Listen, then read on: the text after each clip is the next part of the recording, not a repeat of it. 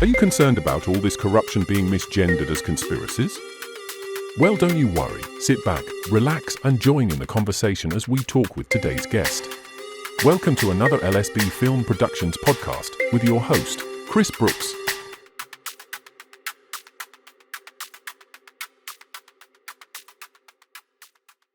Hello and welcome to the channel. Today I've got a wonderful guest, Liz Phillips. Now, Liz Phillips is the brainchild, or was the brainchild, of the Great Resist, which I attended up in Peterborough, which was a very successful event. We had Richard Vose, Mark Steele, Nicholas Martin, brilliant guests. And now there's also another event planned for later on. Is it the 20th of April? Yeah, on the 20th of April, and that is Taking Back Control, which is a slogan that I've been using quite regularly on my channel. So welcome to the channel, Liz. It's very kind. And then about a wonderful guest, Chris. You are don't wonderful. Put anybody's hopes up, for goodness sake. Anyone that's fighting the fight is wonderful in my books. Well, I look at it this way, Chris. The people that come to our conferences, you would say, are ordinary people, but I don't think they're ordinary. I think those people are extraordinary because they've realised what's going on. And like the people who voted for Brexit, I think these people are absolutely extraordinary, not ordinary. No, absolutely. I can't stand the definition of normal, because to me, normal is boring and it's nice to be quirky. So, yeah, 100% with you there. Sorry, I've just let me turn the phone off. Oh, right. Okay, no worries. No, sorry, pinged in the ear. Yes, no, and when you look at it, everybody says, you know, that Nigel Farage won Brexit. No, he didn't. Nigel Farage was a mouthpiece. The British people won Brexit, and it's the British people that we're talking to and about, I think, today. Absolutely, absolutely. So what's new in your world then? What's been going on? Well, as you say, we've got the next conference coming up with an absolutely amazing lineup of speakers. And of course, what we try and do, Chris, is just change the slant slightly so that we have a broad brush of what's going on. But this time we're looking at agriculture very, very seriously. And we're also looking about councils, the way they're run, and council tax. So the emphasis is there. We're also going to do more on 5G and radiation with the great Mark Steele, Eileen O'Connor from the Radiation Research Trust. She's a wonderful woman, and with Nicholas Martin, of course. So we've got those going on. We've got Kimberly Isherwood, who comes from Wales, Public Child Protection Wales. And if ever anybody wants to go, Kimberly is worth 100 of BBC interviews. She's an absolute phenomenal woman who's taken sex education and what they're doing in schools to the nth degree so that people really understand what's going on. I'd love to have her on as a guest. Sorry? I'd love to get her on as a guest to talk about that. Yes, if I will give you full details, and I'm sure she would love to come on and talk to you. Yeah, that'd be amazing. We've got Peter McElvenna from Hearts of Oak talking about how to make use of the alternative media, Chris, like you and I. And he's been doing this a bit longer than us. And, you know, we've got to get the message out. It's no good at relying on not mainstream, legacy media. Let's call them what they are, the legacy media. We've got to make sure that people like ourselves are used to get the message out. Absolutely. And would you like to give yourself a little plug for your platform? Our plug, we're on Freedom Digital Broadcasting. .tv. We've got 2 TV channels running on Roku and Amazon Fire, and obviously we're running on the internet as well. Freedom Digital Broadcasting .tv is what we run under on that side. I'll put all your links in the description. I'm like you. I've had the most wonderful guests on from all over the world, and I've done quite a bit on New Zealand. I feel New Zealand is a bit like the last outpost of the empire. And everybody talks about Australia. Nobody talks about New Zealand. So I've concentrated quite a lot on our channel on the plight of the New Zealanders with the dreadful Jacinda Ardern. Oh, horseface. Yeah, absolutely. And I'm sorry. And what's gone on down there, and it's got no better now. But we've got literally guests from all over the world, and we've covered all sorts of subjects. I'm now quite an expert in embalming and funeral directing, which I never thought I'd ever be. Is that with But John I've had O'Looney?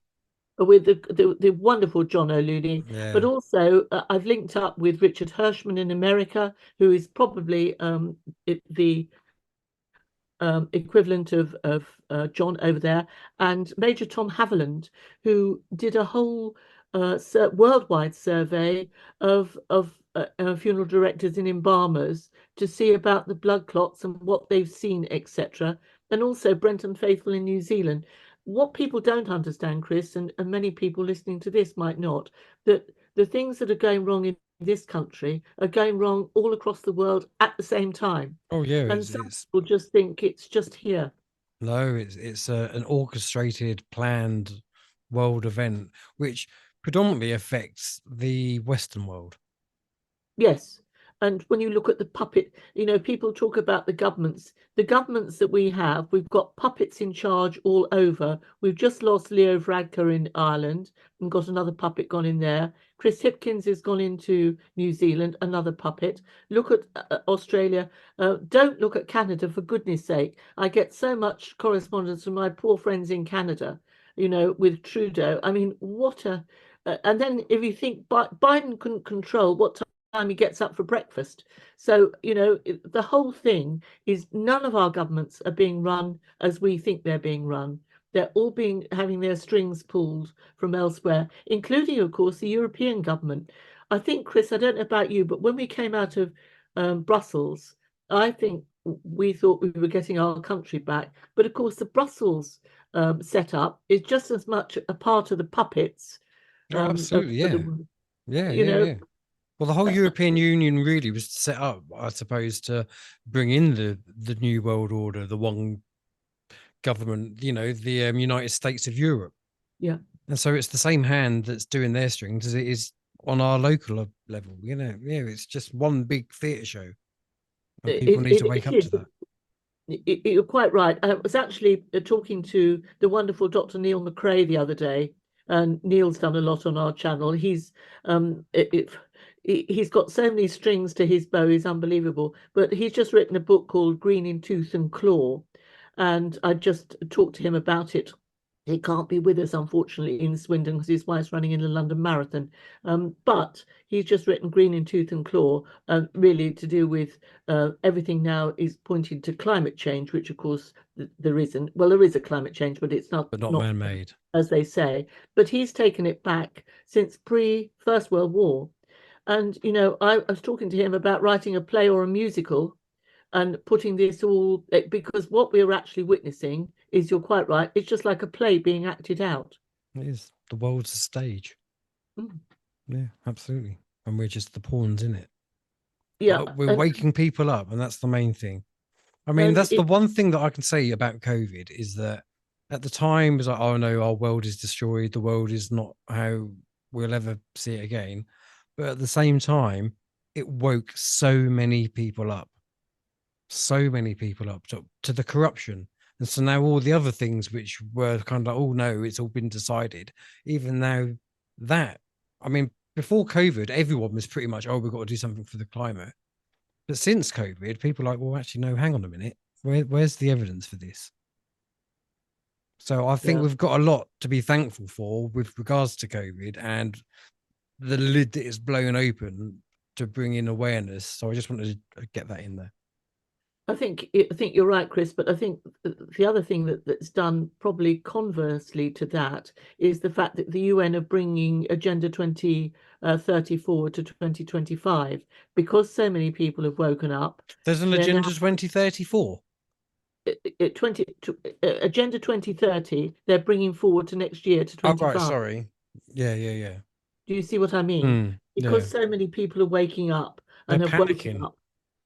They're now, they really are, I think, on the run. Mm. And the thing that people don't realize is you've got all these bodies that are shadowy figures. You've got the UN, probably the worst. You've got the World Economic Forum. Nobody talks about the Trilateral Commission. Nobody talks about the Illuminati or the Club of Rome. You've got all these shadowy figures that are emanating, many of them out of the City of London, I have to say. So we're guilty for a lot of this ourselves. Well, I would say the City of London runs the world.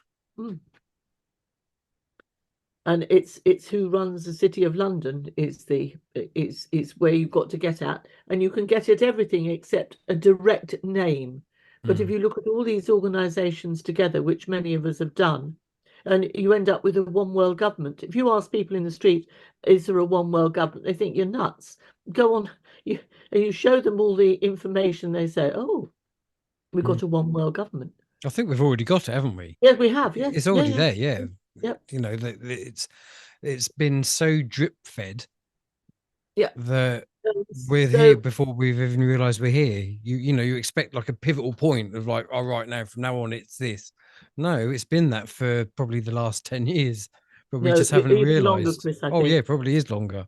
Yeah.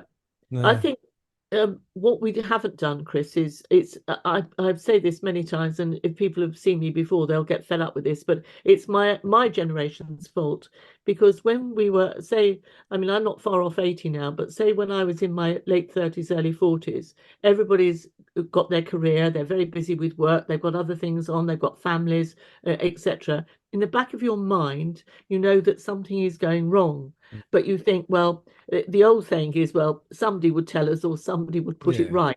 And it's the case of it doesn't affect you. Yeah. I'm all right, and Jack. you don't see it all. You get a little bit here and a little bit there. It's only when you get a little bit of time on your hands like we have now that we can now run it all back and put it all together. The long march through the institutions, look what's happened in our universities. You know, they're not educating places anymore. No, that's absolutely right. It's a bit like David Icke said, you know, you connect the dots. Yeah. Oh, that's happening because of this and that, done that because, it's an incredible journey, and it's an incredible, sometimes it's quite a lonely journey. Not so much now because people are waking up more, but in the early days, it was quite, like you say, you're batshit crazy. Yeah. Well, no, actually, I'm not. You are. You're just ignorant, because ignorance is bliss. And never before have I has that saying meant as much to me now as it does now, because ignorance is bliss. You're right in a way, but what started to worry me, Chris, was everybody was talking about the problems and nobody was talking about the solutions. Now, when you come to our conference, I get all our speakers to give a couple of minutes really on what the problem is, and then what we do about it, because to me that is now what's important. The important thing to resist now is to what each individual person can do. And when we did Brexit, I was up in mid Wales at the time. Nobody had heard of UKIP or the referendum party. Nobody wanted to discuss what was going on in in Europe. Nobody had any idea really what Europe was about. But I got on the speakers circuits for several of the clubs in the area, like the Women's Institute, for instance. And, you know, can you imagine going out on a wet November night and you're going to give a talk about Europe? Well, people are going, oh, before you start. So all I do is give an interactive talk. And at the start of our conference, I'm going to do exactly that, give the talk on where we're at now, but it's interactive with the audiences so that people can go out and spread the message. But you have to ask people, it's no good just standing up there and talking or giving a PowerPoint presentation. I have a blank flip chart. And what I do is I say to them, right, come on, let's see what the problems are. And I ask the members of the audience, and I write the problems as they go. And then you say, is this a local problem?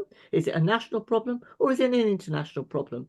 And then you get everybody, because you ask the questions to individual people. So everybody starts to come forward.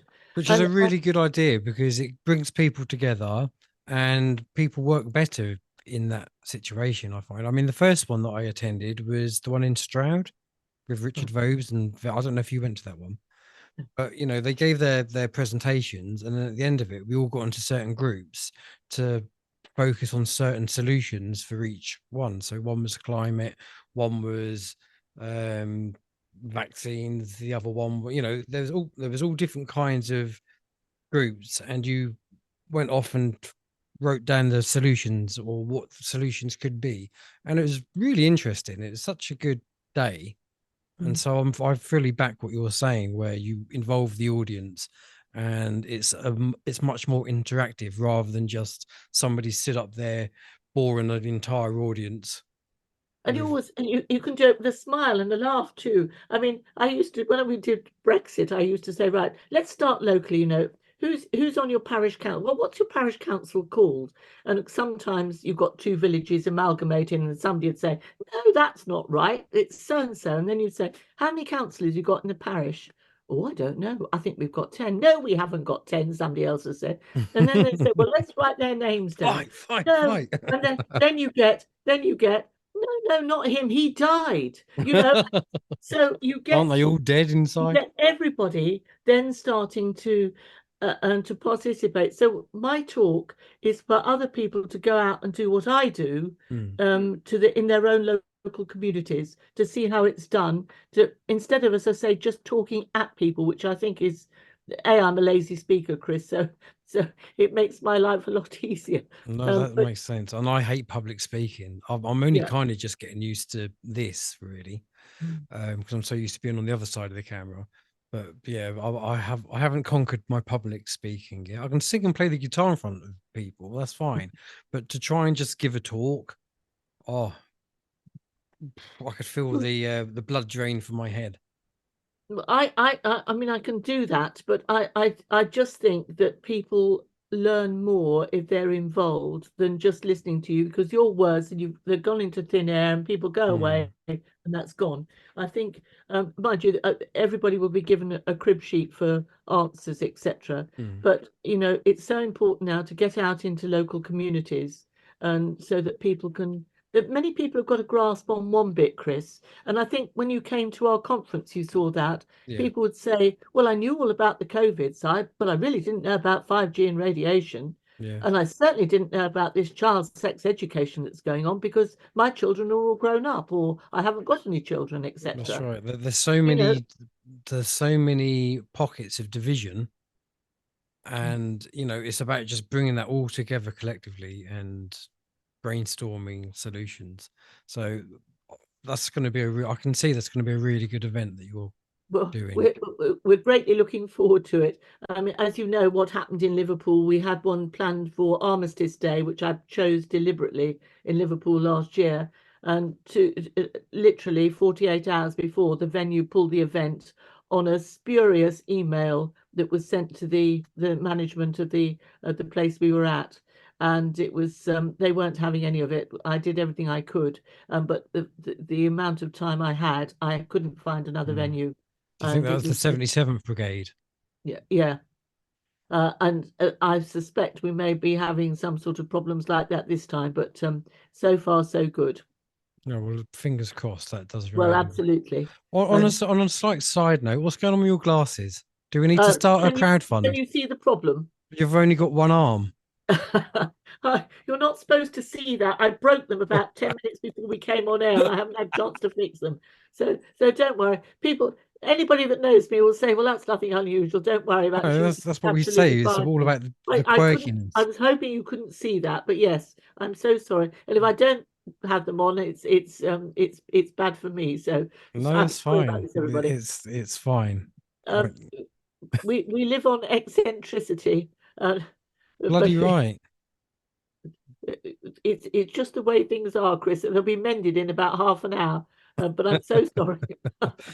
I wasn't sure whether they were reading ones or computer ones. I've ordered some computer glasses. I unfortunately, with old age and having been working under lights for so many years, the eyesight does go a bit. Going back to sort of what we're doing now, Chris, we're focusing heavily this time on taking back control in our councils, because we can't do much individually of what happens on an international front, but I feel we can do far more on a local front. Now, if I'm talking to the right person, really, because I'm talking from somebody from Thetford who has done just that. And we've been following you. And of course, we've got the wonderful Rachel Matthews from Colchester Council Watch. That's right. And the team down in, and not just Rachel, she'll be cross if I say that, but the team with her down in council. And of course, this is going across the country now.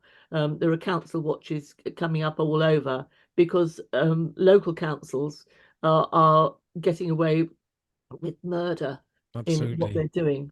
And almost literally. Yeah, And yeah, so we obviously, because I just film it, I'm not actually part of the sovereign. Well, they used to be called the Sovereign Council, but then we yeah. realized that that's just an oxymoron.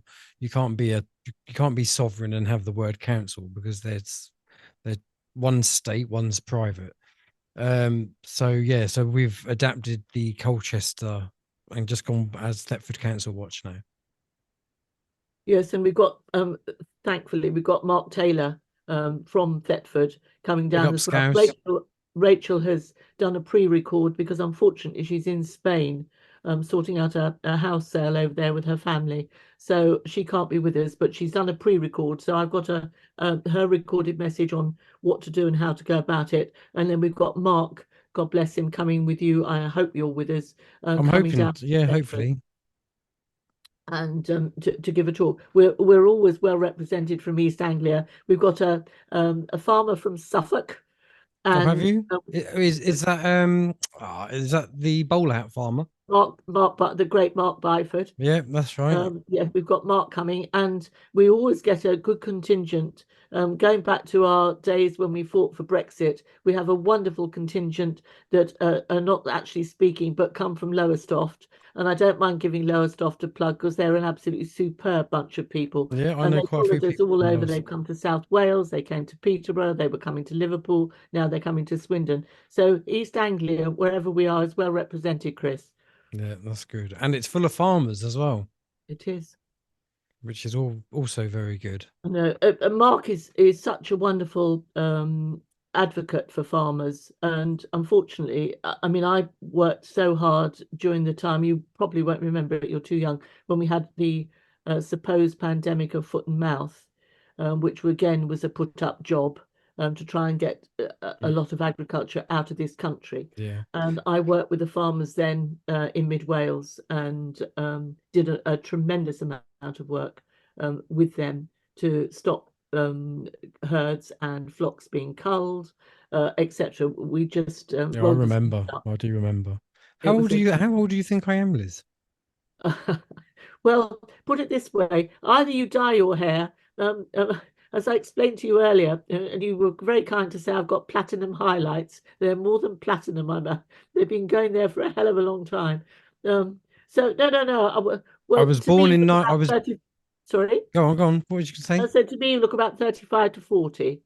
I'm 44 in June. There, well, you see, it's not bad, but you're only a boy. Wow, You know, yeah, I have got you're grey, doing. but I don't dye my hair. I've got no issue with going grey. What is it, Grecian 2000 these days or something, or is that old hat now? Oh, I've got no idea. I've got no I've got no idea. idea either. I can tell you now, I've never tried it, but I think it'd be a bit of a waste of money on this lot. That's what we're up to. The good news that's come out today, Chris, and we just talked to you about this off air, is Japan have Mm, banned the jab now for the general public. They have linked it. They have linked the excess deaths, the horrendous excess deaths, to the jab. So they have banned the jab in Japan. That's only come out this morning. okay, that's really good to know.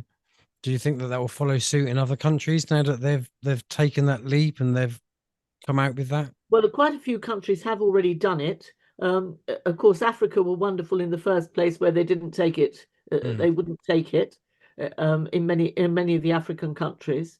And so, if you're asking me about Britain and America, don't hold your breath.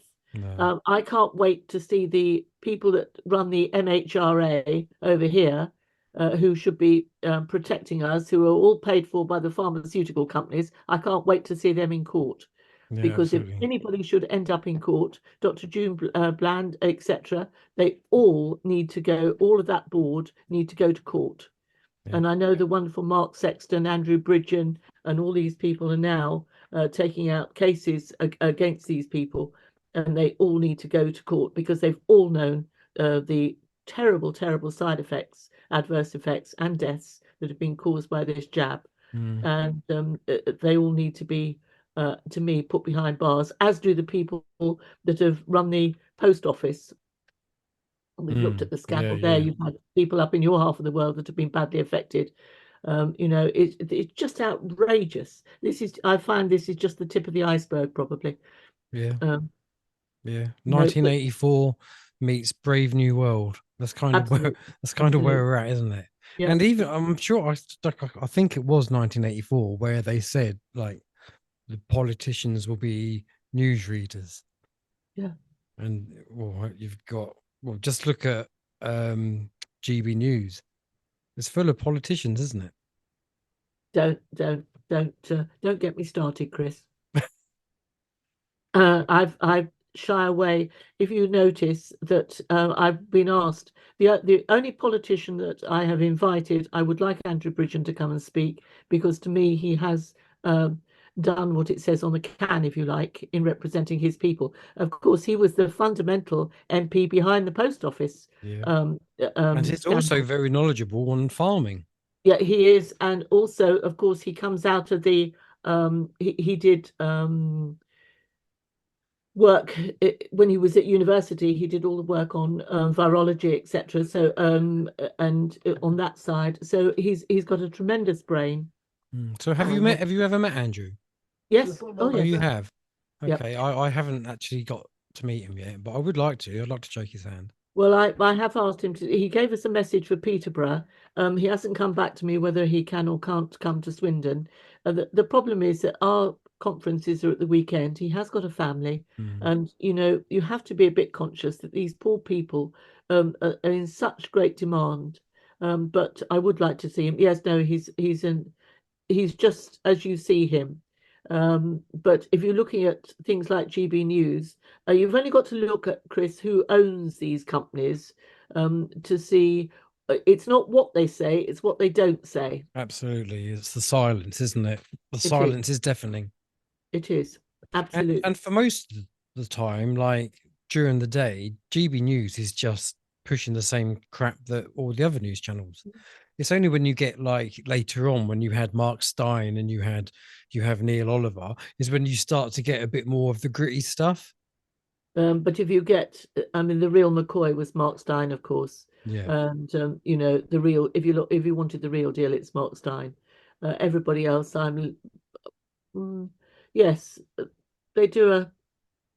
Mm, So what's your take on Farage then? well, he was my old boss, of course. Oh, that's true. I Yeah. actually worked directly for Nigel, so you know. Um, So do you uh, see him as a genuine figure, or do you think he's got well, it's a very difficult motives? thing to it's a difficult thing to say, Chris, really. I'm not inside his head, Mm, unfortunately, and I've not been with him now for a number of years, as you know. I then went on to work for the fantastic Gerard Batten. If ever we should have had a prime minister in this country, I always said if you had Gerard as prime minister and Godfrey Bloom as chancellor of the exchequer, we'd have this country sorted out, and within about 3 months we'd all be back on an even keel, and everything would be seriously put back to where it should be. Gerard Batten was the thinking man, and it was 10 years ahead of his time, really. It's a great shame. We can't get him back in either. I think he's just had enough, and who can blame him? no, that's true. But when you're talking about Nigel, Nigel is a fantastic orator, and his brain, what have you. But I didn't agree with what he did in the 2019 general election when he and Tice pulled all those candidates to let the Tories in.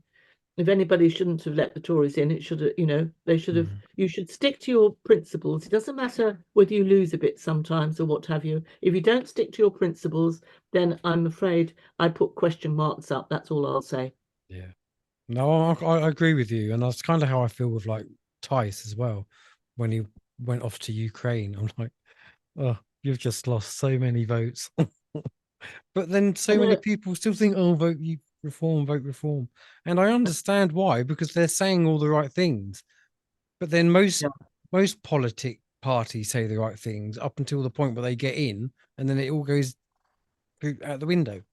And But so you've only got I'm gone. Yeah, no, I agree. You've only got to look at what they said at the time of COVID, Mm, or the supposed COVID, I should say. mm, Everybody should be injected. You look at yeah. my friend Mr. Tice and Mr. Farage, Mm, all taking the jab and what have you, when all of us are saying, has anybody watched Event 201? Yeah, You know, that's it. it's And no, that's the only reason why I like over everyone else the Heritage Party, Mm, because he has always stuck to his guns. He was always anti-government overreach yeah. right at the very start. He's never had to backtrack on anything.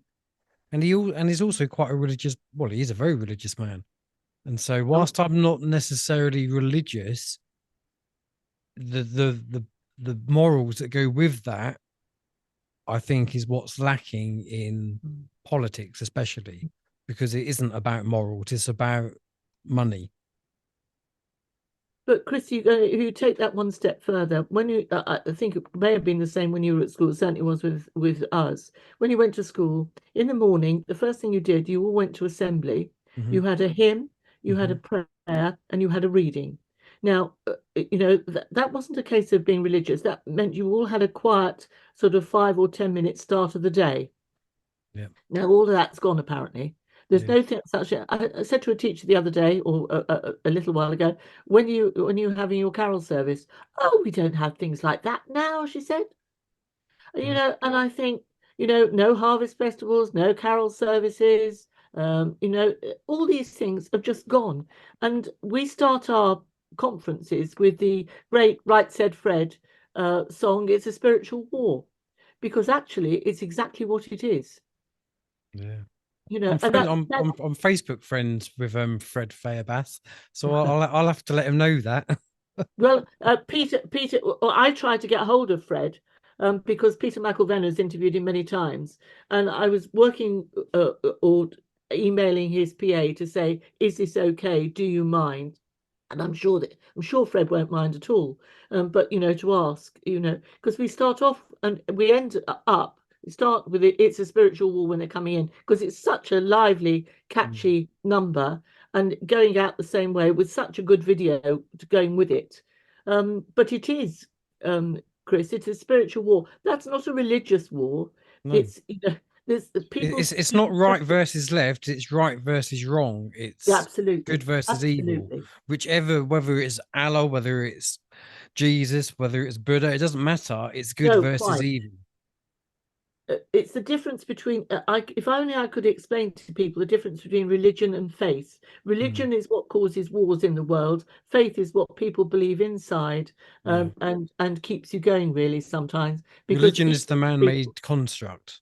mm, completely. Yeah, 100% agree with you. Yeah. Yeah, so we go out, seriously and I'm certainly not a religious arm waving individual, but I've got an awful lot of faith. Mm. And I think it's what keeps us going. And there are times when even we feel like, I did certainly in times 30 years ago when I started with from naught with the referendum party and with UKIP, when nobody knew anything. There are times when you felt like giving up, but then you have to give yourself a momentarily kick up the backside and carry on. Yeah. And I think it's the same with this, because when you look at the what we're trying to surmount at the moment, it looks almost impossible. But then if nobody did anything, we wouldn't win anyway. So we've That's just right. all got to keep And going. a lot of it's frequency, isn't it? It's Mm, frequency based. So yeah.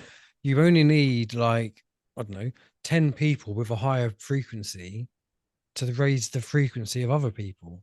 So it's not like you need every single one on side. You just need enough people to make the difference to create that wave of awakening, if you like. Yeah. Well, we had, if you remember, in Peterborough, he couldn't be with us because I couldn't afford to bring him over. But we had the wonderful Matthias Desmet, the Belgian professor, on, who Mm. is the mass formation psychosis expert.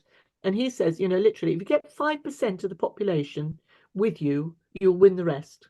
Yeah. And when you look at it that way, then that's what we're aiming at. Yeah, that's right. Have you heard of the 100 monkeys theory as well? No, go on. So the 100 monkeys theory is where if you train 100 monkeys to do something, the others will naturally know how to do it, Yeah. I didn't know that. or No, something like that. yeah, yeah, no, I can understand that.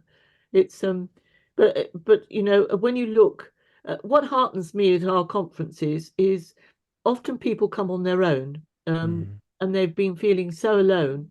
And the conference is, if you come on your own, you're amongst friends immediately, and Yeah. you're amongst people who want to learn, Yeah. and people who say, I've got a wonderful couple who come from Somerset, and they came to Newport and said, we're really sorry, we've only just sort of cottoned on to this. I said, what are you sorry for?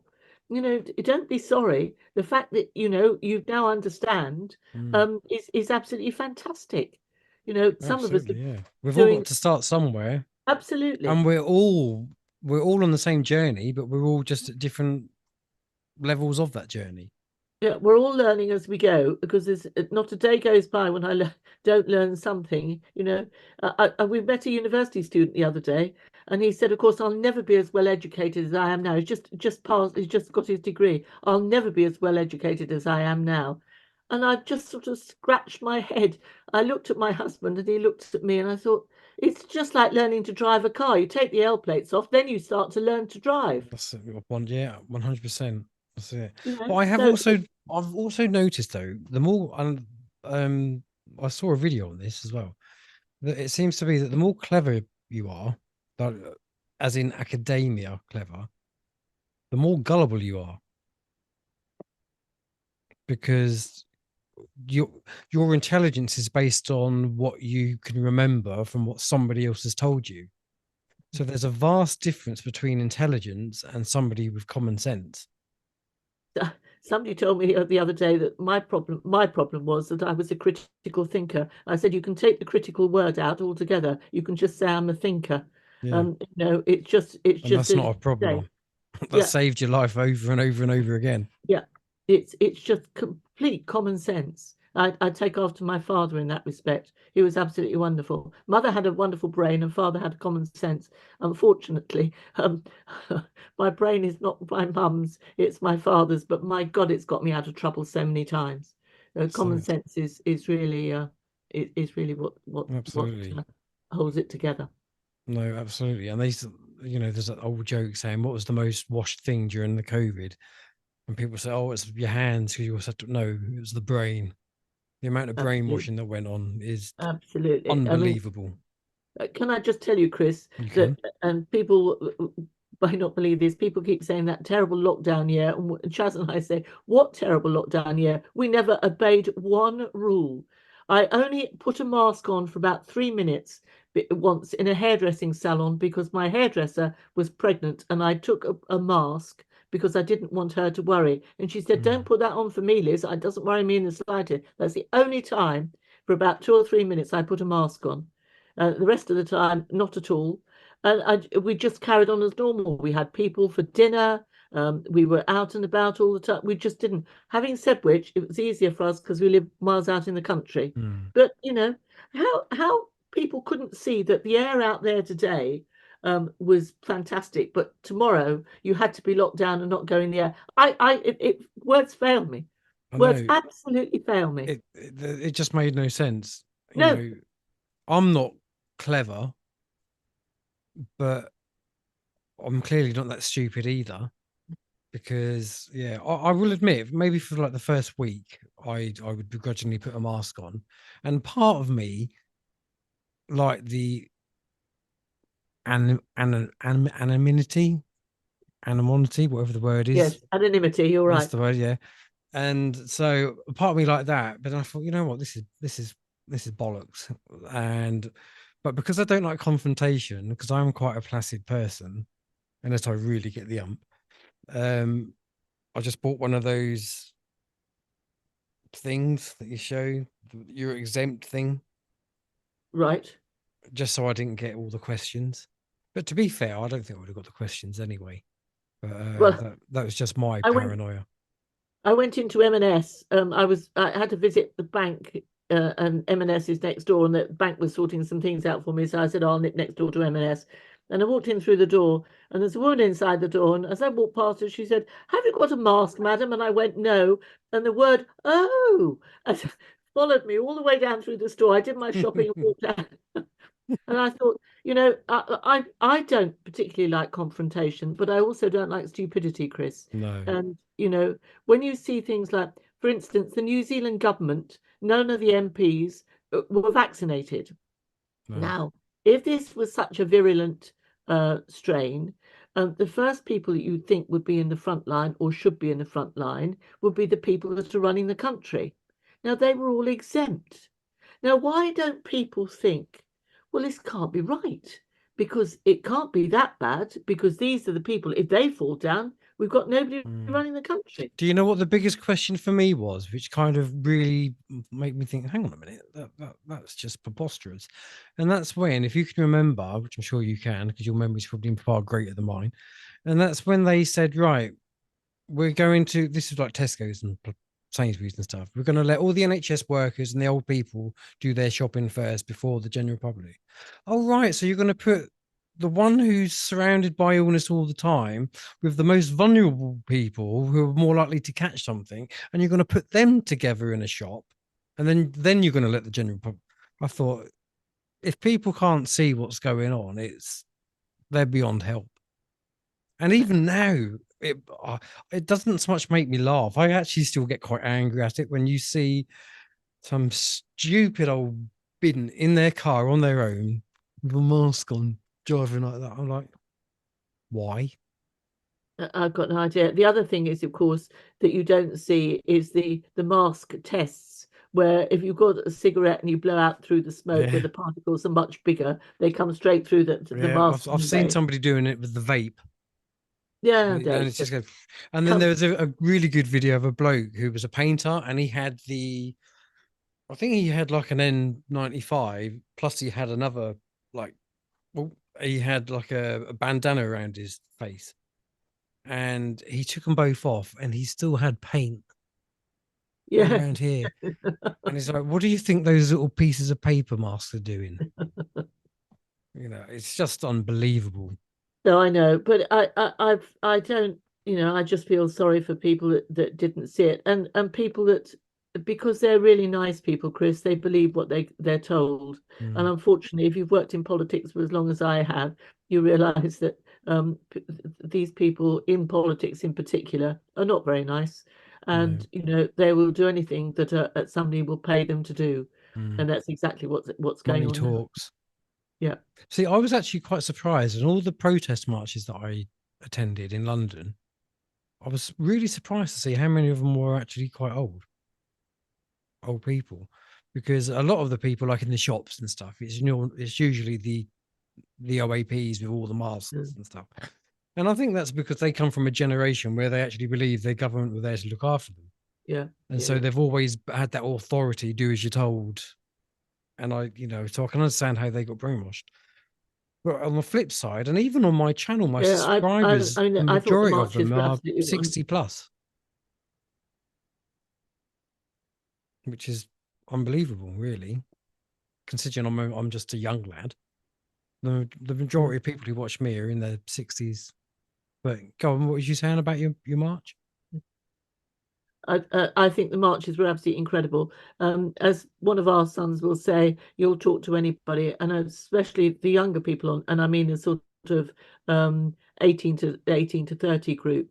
I talked to many of them, and I'd said to one group of young lads, they're about, I suppose, about 19, 20, and there were half a dozen of them. I said, "Do you get this? Have you come because your parents have told you?" "Oh no, they're all totally in favour of it all, but we can see through it."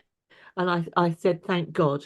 Mm, Thank God that that there are people in the younger generation coming through, and there were quite a lot of really younger people on those marches, and they were a good cross section. But I couldn't find, most of the people on the marches were artisans, the good old um, car mechanics, the farmers, the tree surgeons, the carpenters, the builders, etc.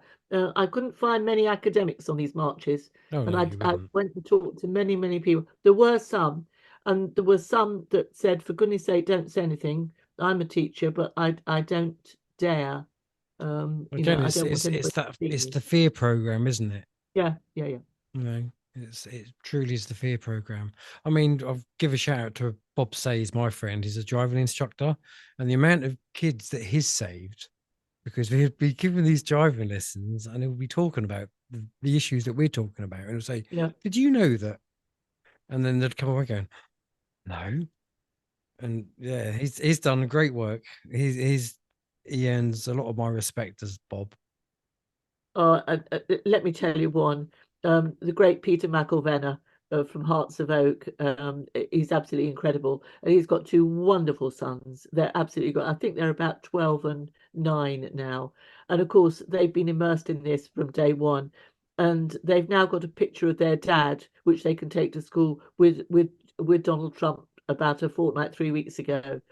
Peter was actually out in America, and through the great Jason Miller from Getter, who Peter knows very well, got an introduction to Trump. So there's a picture of now. So these two little boys, I feel sorry for their teachers, but the whole of their classes are totally behind because these boys have got all the facts, you see, and they're so full of it.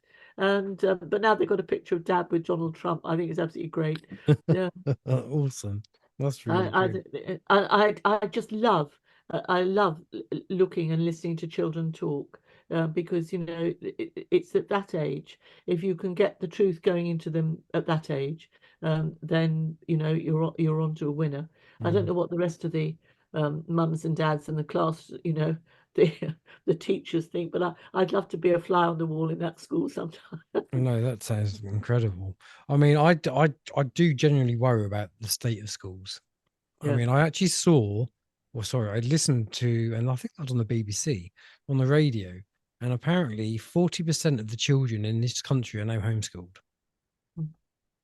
Now, I don't know if that's including refugee kids, but 40% is quite a high number, isn't it? Really? I think education obviously isn't what it was when I was at school. We went to school to learn. We didn't have any. I mean, we were. I had to smile the other day. I was talking funny enough, to Gerard Batten, and I said, the other problem is in schools that respect has gone out because when we were in school and in class, this is in senior school too. If another teacher had walked into the classroom and our teacher had her back to the door, his back to the door, we would just all stand up. Nobody told us to, but we just did. We all just stood up. And I said, the respect is now gone. And Gerard said, yes, we'd have done that, but we would have been flinging our textbooks at the same time at the incoming Such an teacher. unruly child. I think he went in Bethnal Green or somewhere in East London. So it was Oh, did he? possibly, God bless Gerard.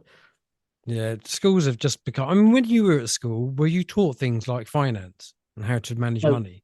no, I did do no, we weren't, because I went to grammar school, and we weren't taught anything. I came straight out of grammar school, then spent 3 years in a technical high school where I did commerce, and then did my A levels there, and then went straight out into industry. I never wanted to go to university. I was a great disappointment to specifically my mother, who wanted me to go to university. I never wanted to, Chris. I wanted to get out in industry. I've worked in many different industries. I've had a wonderful life, That's and awesome. but we weren't, certainly for girls. Industry was a complete no-no, and if you were at secondary modern, you were sent down this sort of retail, hairdressing sort of line.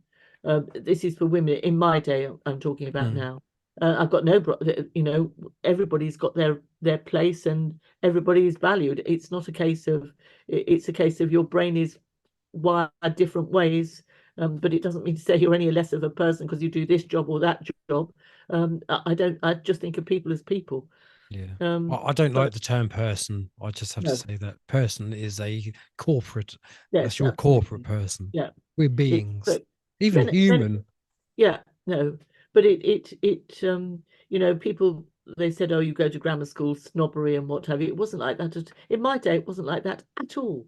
My oldest and greatest friends went to the secondary modern, and we're friends right through our lives.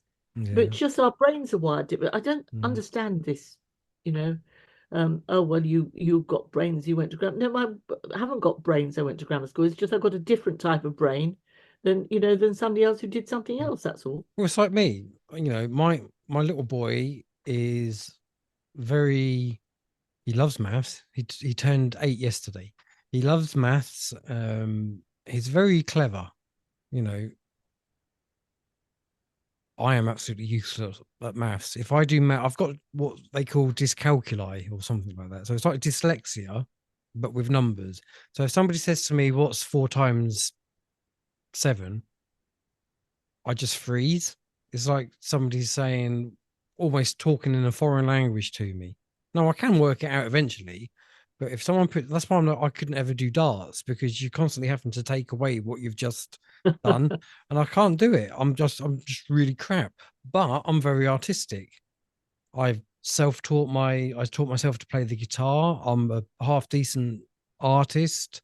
I create videos and things. Do you know what I mean? So I'm an arty person. I'm not an academic person. And I think my daughter, who's 11 now, she takes after me, where she's really good at drawing and making little videos and stuff. But her maths and isn't as, she's like me there. And so you're right. People are wired differently, and if you can use your brain, use the what am I trying to say? If you use your brain to your advantage, so you find a job where you can use your art, then happy days. Yeah, yeah, I quite agree. But But no, there was certainly, everybody sort of looks back in the days of grammar schools and say snobbery and what have you, and there was none of it. It's what people perceive now, or what people are inbred. In actual fact, on the ground, there was none of that whatever. I think a lot of it these days is purely down to how people speak. Yeah, yeah, So like, like even Thetford, it's kind of like a London overspill. So it's like, all right, mate, you're kind of like that. Or in Norfolk, oh, you'd sound more like a me boy, so you've got that. But these educated people, they all talk like proper English, and everything is precise. And so I think that plays a part in it, that proper spoken English sounds very upper class, but you don't even have to be upper class to talk properly. no, it's how you're taught too. I have to smile. You go back. I've lived in France for a number of years, and the French don't mind what they do as long as they pronounce it correctly. Is the old maxim, which is quite right. Everybody speaks perfect grammar. It drives me mad, actually, Chris. Here, even when you get now the BBC, when people say I and somebody did so and so, not somebody and I, Yeah. or me and somebody did. Oh, you're frozen. You're frozen. Oh no, what's happening? Have you lost internet connection? Oh, well, that's a little bit embarrassing. Right. Well, I think on that note, then we might have to wrap this interview up. But it's been a fantastic interview, and I've really enjoyed speaking with you. I'm sorry you've got rigor mortis and you've just froze, but yeah. Well, I hope you guys have enjoyed it. It's been a fantastic talk for me, and until the next one, take care of yourselves, and I'll speak to you again soon. All the best now. Bye.